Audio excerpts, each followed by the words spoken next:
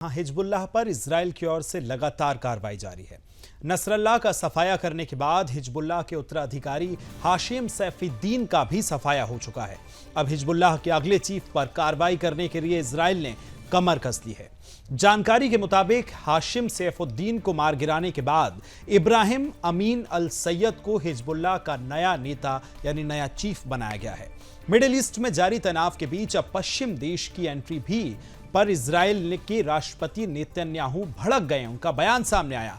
France के राष्ट्रपति Emmanuel Macron को गाजा में उपयोग के लिए इजराइल को हथियारों की आपूर्ति रोकने का आह्वान उन्होंने किया है, जिस पर नेतन्याहू ने प्रतिक्रिया देते हुए फ्रांस को सख्त मैसेज भेजा है। आतंक को लेकर इजराइल जीरो टॉलरेंस पर काम कर रहा है।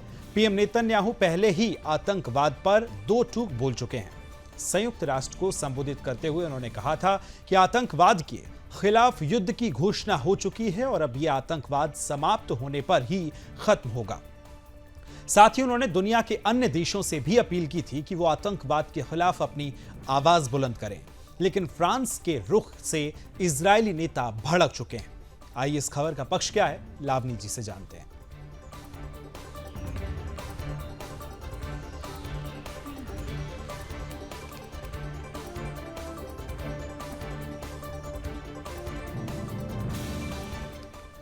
धन्यवाद विकास। आइए इस खबर के पक्ष की तरफ चलते हैं। तो गाजा में उपयोग के लिए इजराइल को हथियारों की आपूर्ति रोकने के फ्रांसीसी राष्ट्रपति इमैनुअल मैक्रोन के आह्वान की इजरायली प्रधानमंत्री बेंजामिन ने कड़ी निंदा की है। नेतन्याहू मैक्रोन के प्रस्ताव को अपमानजनक करार दे रहे हैं। शनिवार को एक वीडियो में बयान जारी करते हुए नेतन्याहू ने मैक्रोन के रुख की निंदा करते हुए कहा कि इजराइल ईरान द्वारा समर्थित सशस्त्र समूहों के खिलाफ बहुमोर्चा युद्ध लड़ रहा है। उन्होंने आगे ये भी कहा कि इजराइल ईरान के नेतृत्व वाली बर्बरता की ताकतों से लड़ रहा है। इसे देखते हुए सभी सभ्य देशों को इजराइल के पक्ष में मजबूती के साथ खड़ा होना चाहिए। फिर भी राष्ट्रपति इमैनुएल और अन्य पश्चिमी नेता और अब इजराइल के खिलाफ हथियार प्रतिबंध की मांग कर रहे हैं। उन्हें शर्म आनी चाहिए। साथ ही इजरायली नेता ने कई मोर्चे पर इजराइल की लड़ाई की ओर इशारा भी किया, जिसमें खासतौर से गाजा में हमास, लेबनान में हिजबुल्लाह, यमन में हूती, इराक और सीरिया में शिया मिलिशिया और वेस्ट बैंक में आतंकवादियों के खिलाफ लड़ाई भी शामिल है। नेतन्याहू ने हथियार की खेप रोकने के आह्वान को पाखंड करार दिया और पूछा कि क्या ईरान ने अपने हिजबुल्लाह के लिए आपूर्ति हो रहे हथियारों को प्रतिबंधित किया है। इस खबर का विपक्ष क्या कहता है, आइए अब आपको बताएंगी मेरी सहयोगी निम्मी।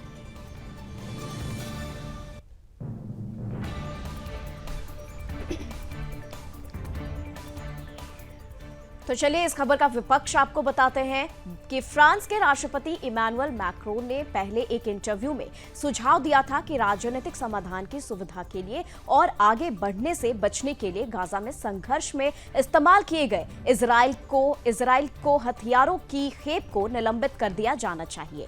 इंटरव्यू में आगे मैक्रोन ने यह भी कहा कि मुझे लगता है कि हमारी बात नहीं सुनी जा रही है। ये एक गलती है जिसमें इजराइल की सुरक्षा भी शामिल है। उन्होंने ये भी कहा कि युद्ध नफरत पैदा कर रहा है।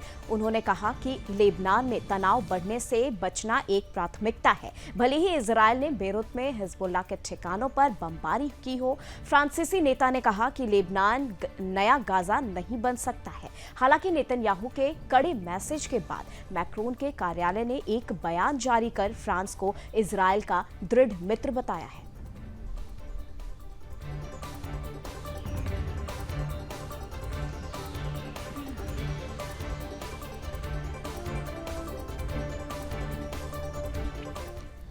तो आपने देखा कि किस तरह से अगर एशियाई देशों की बात की जाए तो वहां क्या हालात बने हुए हैं। लगातार अब बात की जाए फ्रांस की, अमेरिका की, तो वो भी अपनी अपनी टिप्पणियां दे रहे हैं। हालांकि भविष्य क्या होगा ये देखना बड़ा दिलचस्प होगा, क्योंकि लगातार देश जो हैं अपनी अपनी प्रतिक्रियाएं दे रहे हैं। आइए आगे बढ़ेंगे, दूसरी खबर की तरफ चलेंगे, जहां पश्चिम बंगाल के कोलकाता में 8 अगस्त की रात ट्रेनी डॉक्टर के साथ रेप मर्डर के खिलाफ 6 जूनियर डॉक्टर्स ने भूख हड़ताल फिर शुरू कर दी है। Junior doctors health secretary NS निगम को हटाने, स्वास्थ्य विभाग में भ्रष्टाचार के लिए जवाबदेही तय करने समेत अपनी 9 मांगों पर अड़े हुए हैं। डॉक्टर्स ने कोलकाता पुलिस की तरफ से लाठीचार्ज के बाद शुक्रवार यानी 4 अक्टूबर को धर्मतला इलाके में डोरीना क्रॉसिंग पर धरना प्रदर्शन शुरू किया था।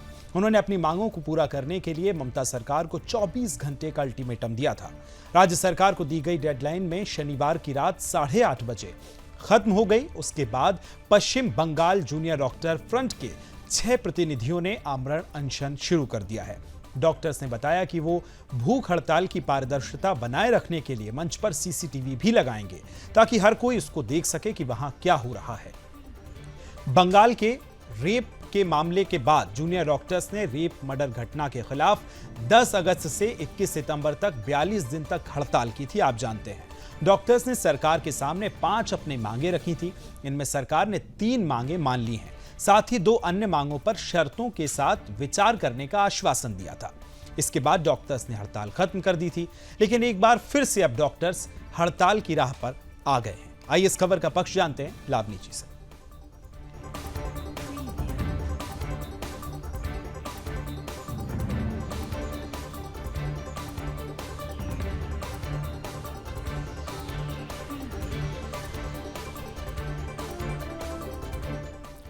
तो प्रदर्शन कर रहे डॉक्टर्स का ये कहना है कि किसी को कुछ भी होता है तो जिम्मेदारी राज्य सरकार की ही होगी।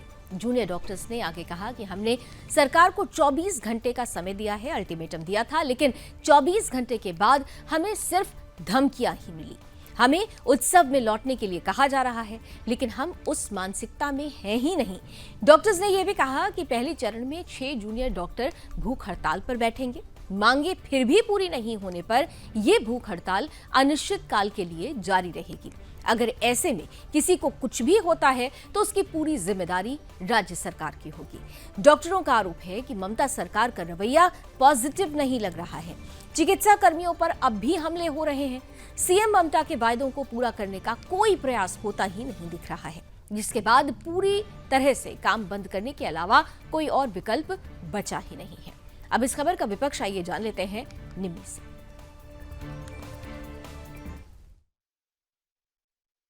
हम लोगों का जो डिमांड है, 10 डिमांड्स लेके हम लोग काल धर्मतला में आए थे और हम सीज वर्क से विड्रॉ हुए। तो हम लोग अब काम में लौट गए हैं और हम लोगों का जो अभी तक जो बात है, जो हम लोग जो चाहते हैं ये है जो हम लोगों का मांग तुरंत कंप्लीट किया जाए।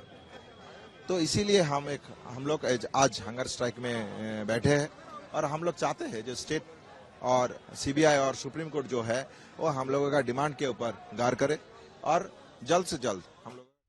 तो चलिए इस खबर का विपक्ष आपको बता देते हैं कि पिछले महीने लगातार डॉक्टरों के प्रदर्शन के बाद सीएम ममता बनर्जी ने डॉक्टरों से मुलाकात की थी। तब पुलिस आयुक्त समेत कई अधिकारियों पर कार्रवाई करते हुए उन्हें पद से हटा दिया गया था। ममता बनर्जी ने उस वक्त मीडिया से बातचीत करते हुए बताया कि डॉक्टरों ने कुल 5 मांगे रखी थी। डॉक्टरों से मुलाकात सकारात्मक रही। डॉक्टर चाहते थे कि 3 अधिकारी हटाए जाएं। वे स्वास्थ्य विभाग से 3 अधिकारियों को हटाना चाहते थे। स्वास्थ्य विभाग के 2 अधिकारी हटा भी दिए गए हैं। साथ ही स्वास्थ्य विभाग के 2 अधिकारियों के साथ कोलकाता पुलिस कमिश्नर को हटाया गया है। तभी सीएम ममता बनर्जी ने जूनियर डॉक्टरों से काम पर लौटने का वादा करते हुए कहा था कि डॉक्टर की सभी मांगों पर सहानुभूतिपूर्वक विचार किया जाएगा और सबके साथ बातचीत करके दोषियों को सजा मिलेगी। लेकिन डॉक्टरों को लग रहा है कि उनकी मांगे पूरी नहीं हुई, जिसके बाद एक बार फिर से डॉक्टर का प्रदर्शन लगातार जारी है।